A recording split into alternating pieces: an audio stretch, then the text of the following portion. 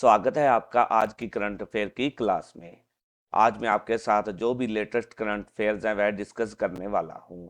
अगर आपने अभी तक हमारे यूट्यूब चैनल को सब्सक्राइब नहीं किया है तो आप सब्सक्राइब बटन पर क्लिक करके सब्सक्राइब कर सकते हैं। अगर आपको हमारे द्वारा जो प्रतिदिन करंट अफेयर्स करवाए जाते हैं इसी समय उसकी पीडीएफ की आवश्यकता है तो मैं आपको डिस्क्रिप्शन के अंदर टेलीग्राम का लिंक दे दूंगा। वहां पर आप क्लिक करके मुझसे पीडीएफ्स हमारे से ले सकते हैं। हाँ, मैं यहाँ पर एक और बात बताना चाहता हूँ आपको कि हमारे द्वारा जो भी करंट अफेयर्स करवाए जाते हैं उसके अंदर थोड़ा बहुत तो हम डिस्क्रिप्शन करवा देते हैं, लेकिन पीडीएफ के अंदर हमारे द्वारा विस्तार से उसके बारे में बताया गया होता है। भारतीय चुनाव आयोग ने किस कंपनी के साथ आगामी आम चुनावों में मतदान प्रक्रियाओं की आधिकारिक जानकारी प्रदान करने के लिए साझेदारी की है? ये क्या है? आधिकारिक। ठीक है जी, ये आधिकारिक है। नंबर एक पे क्या है? मेटा। दो पे गूगल। तीन पे अमेजोन। चार पे माइक्रोसॉफ्ट। हमारा सही आंसर क्या आएगा? गूगल। अब हम भारतीय चुनाव आयोग को क्या बोलते हैं? ईसीआई भी बोलते हैं। ठीक है जी। अब क्या है, ये ईसीआई की स्थापना कब हुई? ईसीए की स्थापना हुई थी हमारे गणतंत्र दिवस 26 जनवरी 1950 से एक दिन पहले। 25 जनवरी 1950 को हमारी ये ईसीआई की भारतीय चुनाव आयोग की स्थापना कर दी गई थी। ठीक है जी। और इसी दिन को हम 25 जनवरी को क्या है, हम राष्ट्रीय मतदाता दिवस के रूप में भी मनाते हैं। अब क्या है, भारतीय चुनाव आयोग क्या है? एक संवैधानिक संस्था है, स्वायत्त, जो क्या है संविधान के अनुच्छेद 324 अनुच्छेद 324 के तहत देश में सभी चुनाव कराने के लिए जिम्मेदार है। यह सभी देश में, यह संस्था क्या है, देश में लोकसभा के चुनाव, राज्यसभा के, विधानसभा के, विधान परिषद के, राष्ट्रपति और उप राष्ट्रपति पद के चुनाव करवाती है। आगे अब बात करते हैं कि इसका नेतृत्व करता कौन है। भारतीय चुनाव आयोग का नेतृत्व कौन करता है? पहले क्या था? पहले करता था ओनली मुख्य चुनाव आयुक्त। ठीक है जी, मुख्य चुनाव आयुक्त करता था। अब क्या है, 1989 के अंदर क्या है, हमारा एक संशोधित चुनाव संशोधन अधिनियम आ गया, निर्वाचन संशोधन अधिनियम। उसके बाद क्या है, हमारे जो है भारतीय चुनाव आयोग या निर्वाचन आयोग के अंदर एक तो मुख्य चुनाव आयुक्त हो गया। ठीक है जी, मुख्य चुनाव आयुक्त। दूसरा कौन हो गया? दो चुनाव आयुक्त। चुनाव आयुक्त। कुल मिला के ये तीन सदस्य गठित हो गए। ठीक है, तीन सदस्य एक कमेटी लगा लो या एक संयुक्त व्यवस्था काम कर रही है। एक मुख्य चुनाव आयुक्त और एक दो चुनाव आयुक्त संयुक्त व्यवस्था में काम कर रही है। अब क्या हमारा, सबसे पहले बताएं मुख्य चुनाव आयुक्त कौन है? हमारा मुख्य चुनाव आयुक्त है हमारे जो है राजीव कुमार जी। ठीक है जी, राजीव कुमार जी। अब क्या है, हमारे जो दो चुनाव आयुक्त थे उनमें से जो अनूप चंद्र पांडे थे वो तो रिटायरमेंट ले गए, और कुछ दिन पहले हमारे जो दूसरे चुनाव आयुक्त थे अरुण गोयल जी, उन्होंने इस्तीफा अपने घरेलू कारण के कारण, निजी कारण के कारण दे दिया, जिस वजह से हमारे दोनों जो चुनाव आयोग के अंदर दोनों चुनाव आयुक्तों के पद थे वो खाली हो गए थे। अब क्या है, इन खाली पदों को आने वाले लोकसभा आम चुनाव को पदों को भरना भी जरूरी था, जिस कारण क्या है आज इनकी नियुक्ति कर दी गई है। जिसमें किन नामों पर मोहर लगी है, वो है नंबर एक पे है हमारे ज्ञानेश कुमार जी। ठीक है जी। और दूसरे कौन से है? हमारे सुखबीर संधू जी। सुखबीर संधू जी। ठीक है, इन दो नामों पर मोहर लग गई है। खेलों को बढ़ावा देने के उद्देश्य से किस शहर में कीर्ति नामक अद्वितीय प्रतिभा खोज कार्यक्रम का आयोजन किया गया? सूरत में किया गया, या पटना में, या बस्तर में, या चंडीगढ़ में? तो इसका सही आंसर क्या आएगा? चंडीगढ़। अब क्या है, इसका आयोजन किया क्यों गया? पहले तो ये देखते हैं कि इसका आयोजन क्या है, इसका जो उद्घाटन किसने किया। इसका उद्घाटन हमारा किया गया था श्री अनुराग ठाकुर जी। अनुराग ठाकुर जी है ना हमारे जो खेल मंत्री हैं जो, ठीक है जी, उसके द्वारा किया गया है चंडीगढ़ सेक्टर 7 में। अब बात आती है कि इसका आयोजन किया क्यों गया। इसका आयोजन इसलिए किया गया ताकि जो हमारे स्कूली बच्चे हैं, जो हमारे 9 से लेकर 18 वर्ष के बीच के, 9 से 18 ईयर के बीच के जो स्कूली बच्चे हैं, उनके अंदर प्रतिभा की खोज के लिए किया गया। वो प्रतिभा, खेल की प्रतिभा खोज क्या, किस लिए, क्यों, ये क्या है, हमारा जो संकल्प है भारत का, जो वो क्या है, 2036 तक जो है हम ओलंपिक गेम्स के अंदर टॉप 10 में आए। ठीक है जी, टॉप 10 के अंदर आए। और जो 2047 तक है, हम क्या है, टॉप 5 के अंदर आए। इसलिए इस प्रतिभा, राष्ट्रीय प्रतिभा जो खोज कार्यक्रम का आयोजन किया गया है। इसके अंदर क्या है, पहले चरण के अंदर क्या है, 10 गेम्स।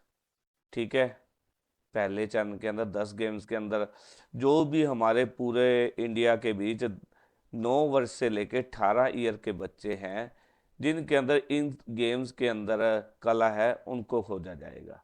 ठीक है, उसके बाद क्या है, 20 गेम्स। ठीक है, दूसरे चरण में 20 गेम्स के अंदर 9 से 18 वर्ष के जो स्कूली बच्चे हैं, जिनके अंदर ये कला है गेम्स की, जो ओलंपिक गेम्स हमारे खेले जाते हैं, 20 गेम्स है, 10 गेम्स है, उनको खोजा जाएगा। इसका मेन उद्देश्य तो यही हो गया कि हमें ओलंपिक गेम्स के अंदर 2036 तक, ठीक है, 10 टॉप 10 के अंदर आना है, 2047 तक टॉप 5 के अंदर आना है। ठीक है जी। और दूसरा इसका उद्देश्य क्या है, आजकल हमारे जो है इंडिया के अंदर नशा काफ़ी बढ़ रहा है। ठीक है, नशा बढ़ रहा है, नशीली दवाइयों का उपयोग काफ़ी हो रहा है। तो इन सब से बच्चों को दूर हटाने के लिए, बच्चों को क्या है, खेलों की ओर बढ़ावा देने के लिए, खेलों के अंदर रुचि दिलाने के लिए इसका आयोजन किया गया है। हमारा अगला प्रश्न क्या है, मनोहर लाल खट्टर जी और उनके कैबिनेट मंत्रियों द्वारा इस्तीफा सौंपने के बाद किसे हरियाणा का अगला मुख्यमंत्री बनाया गया है। प्रमोद सावंत जी को, पिनराई विजयन जी को, नायब सैनी जी को, या नीतीश कुमार जी को। बताओ कौन है। वो बनाया गया है हमारे श्री नायब सैनी जी को। नायब सैनी जी को क्या है, 12/3/24 को ही क्या है, हमारा सीएम बना दिया गया था हरियाणा का। ठीक है, और इसके साथ ही, इनके साथ ही 5 मंत्रियों को शपथ भी दिला दी गई थी। ठीक है, 5 मंत्रियों को शपथ भी दिला दी गई थी। वो कौन कौन से थे, रंजीत सिंह जी थे एक तो हमारे, ठीक है जी, चौटाला जी। दूसरे कंवरपाल गुज्जर जी, ठीक है जी। तीसरे कौन थे हमारे, मूलचंद शर्मा जी, चंद शर्मा जी। चौथे कौन है हमारे, जेपी दलाल जी। और पांचवें थे हमारे बनवारी लाल जी। इन 5 मंत्रियों को शपथ भी दिलवा दी गई थी। ठीक है जी। अब क्या हमारे सामने ये दिखाई दे रहा है, एक प्रमोद सावंत जी। ये कहाँ के प्रधानमंत्री हैं बताओ। प्रमोद सावंत जी कहाँ के मुख्यमंत्री हैं, सॉरी, प्रधानमंत्री तो इंडिया का एक ही होता है। प्रमोद सावंत जी हैं गोवा के। ठीक है जी, गोवा के। और पिनराई विजयन जी कहाँ के मुख्यमंत्री हैं, केरल के। ठीक है जी। और नायब सैनी जी तो आ ही गया, हरियाणा के हैं। नीतीश कुमार जी हमें पता ही है, बिहार के हैं। इसी तरह से कुछ अन्य नामों की भी हम चर्चा कर लेते हैं, थोड़े बहुत जो अन्य नाम हैं हमारे मुख्यमंत्रियों के। ठीक है जी। नागालैंड के कौन है, नेफ्यू रिया जी।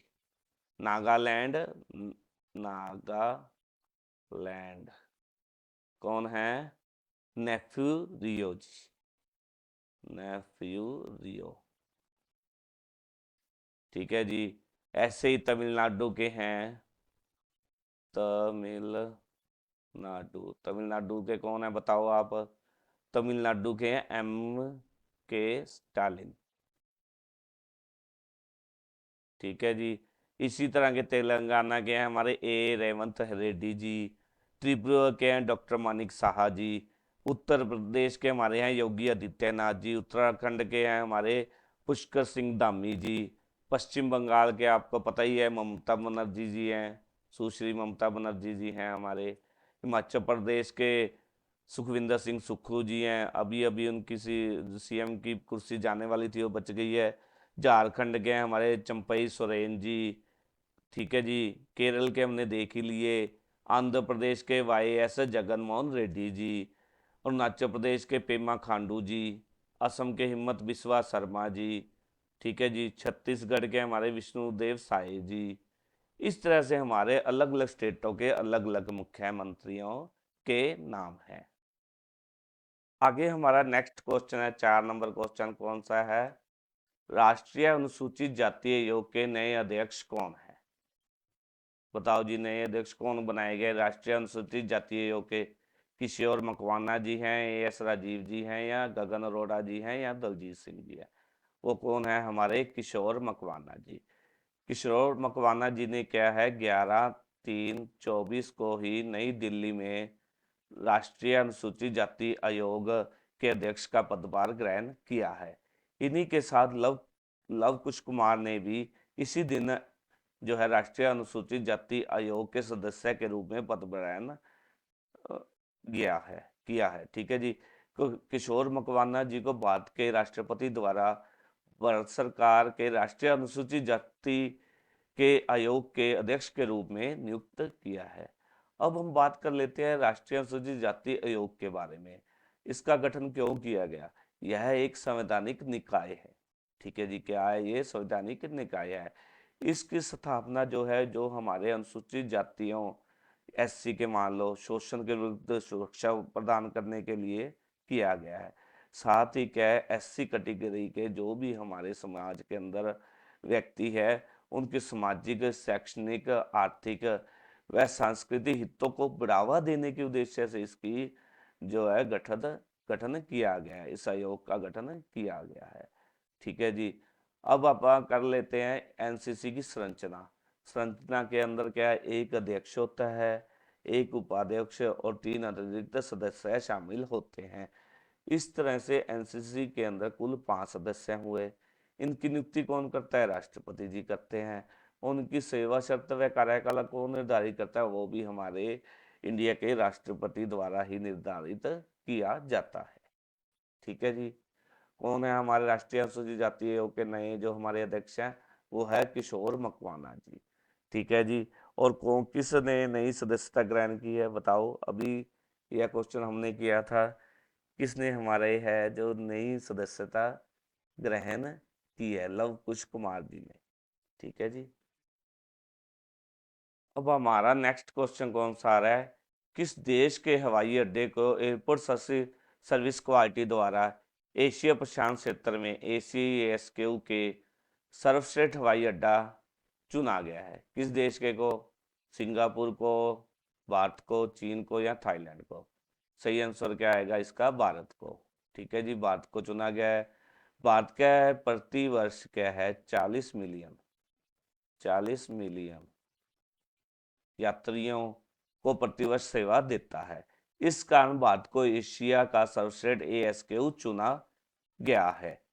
ASQ मतलब एयरपोर्ट सर्विस क्वालिटी, ठीक है जी। भारत में अगर हम बात करते हैं तो किसे चुना गया? कौन सा एयरपोर्ट है? वो है इंदिरा गांधी एयरपोर्ट, ठीक है जी। इंदिरा गांधी एयरपोर्ट जो कहाँ पर है? नई दिल्ली में, ठीक है जी, जो दिल्ली के अंदर है। ये अवार्ड को ऐसे ही क्या एक संस्था का नाम है, वह लोगों से पूछकर, ठीक है, लोगों से जो क्या है ऐसी संस्था है, वो लोगों से जो हमारे द्वारा जो हमारा जो हवाई अड्डा है मान लो, उसके द्वारा जो भी टिकट वगैरह काटने के बारे में, ठीक है, जो भी सर्विस प्रदान की जाती है, ठीक है, उसके बारे में, या कोई डिफिकल्टी तो ना आई किसी यात्री को कोई बंदिश है या किसी यात्री को जानबूझकर तंग तो नहीं किया गया एयरपोर्ट पे, ठीक है। इन सभी बातों को ध्यान में रखते हुए लोगों से पूछती रहती है by phonically, by message, by internet के माध्यम से, सोशल मीडिया के माध्यम।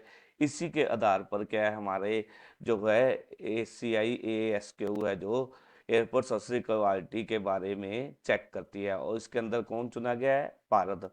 भारत के अंदर कौन है? इंदिरा गांधी एयरपोर्ट, ठीक है जी।